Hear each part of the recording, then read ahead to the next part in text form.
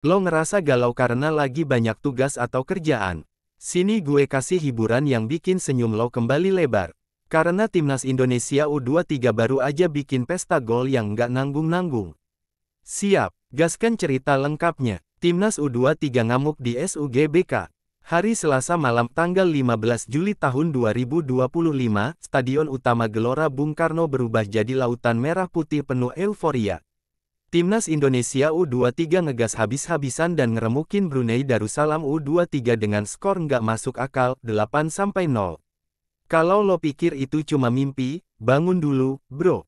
Ini kenyataan dan Jens Raven jadi tokoh utamanya.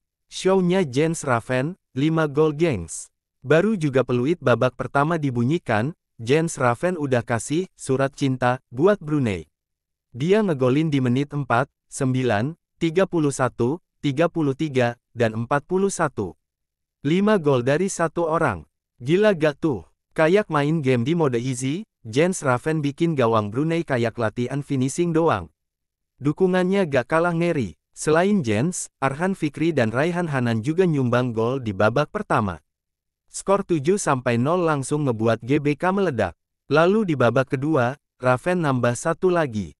Fix, dia bawa bola pulang nih.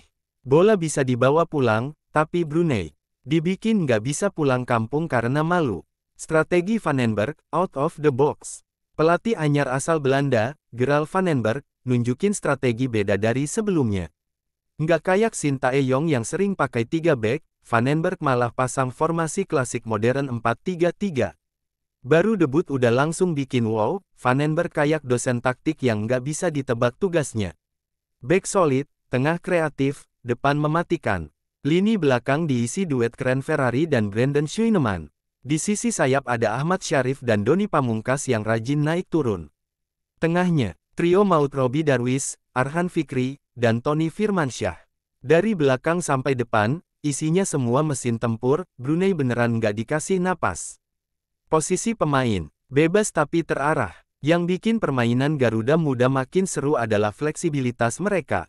Robby Darwish kadang muncul di kanan, Arhan Fikri bisa nongol di mana aja, kayak hantu, maksudnya kayak playmaker sejati. Jangan kaget kalau lo lihat back tiba-tiba muncul di depan, ini bukan ngawur, ini namanya seni posisi.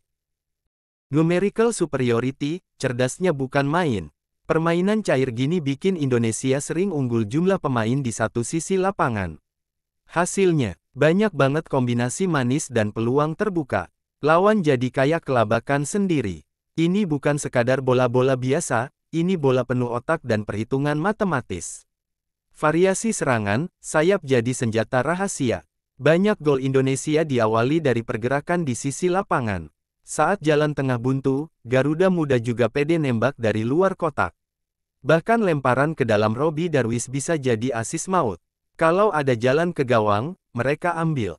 Kalau nggak ada, mereka bikin jalan sendiri. Rotasi, gak pelit menit bermain. Vandenberg juga ngasih banyak pemain kesempatan tampil.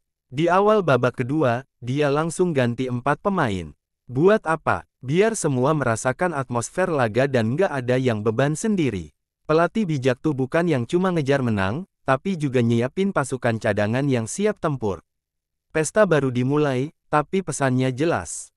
Kemenangan 8-0 ini bukan sekadar skor. Ini sinyal kuat dari Garuda Muda, mereka datang bukan cuma buat main-main di Piala AFF U23, tapi buat jadi penguasa ASEAN. Kalau lo belum dukung timnas sekarang, nanti keburu penuh di atas bandwagon, bro. Itu dia kisah kemenangan sadis dari Garuda Muda kita. Kalau lo pikir itu udah puncaknya, tahan dulu napas lo, karena perjalanan mereka baru mulai. Stay tuned, karena kita bakal terus kawal langkah mereka sampai ke final. Jens Raven udah panas, Vandenberg punya rencana, dan Indonesia siap jadi raja ASEAN.